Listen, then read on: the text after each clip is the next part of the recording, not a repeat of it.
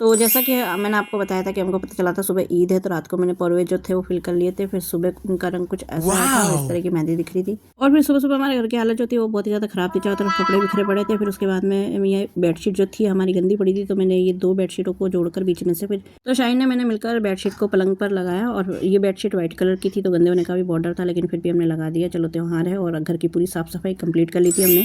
फिर शाहीन ने नहा धोकर यहाँ पर शाहीन ने गेट रेडी विथ शूट किया था और यहाँ पर इसने इसकी ड्रेस निकाल ली। फिर इसके बाद में ये तैयार हो गई थी और शाहीन की जो हम टी-शर्ट लाए थे वो बहुत ही ज़्यादा प्यारी लग रही थी। और फिर बाद में इसने ये मेहंदी लगाई, ईद मुबारक की। रात को इसने लगाई नहीं थी, तो सुबह-सुबह इसने मेहंदी लगाई।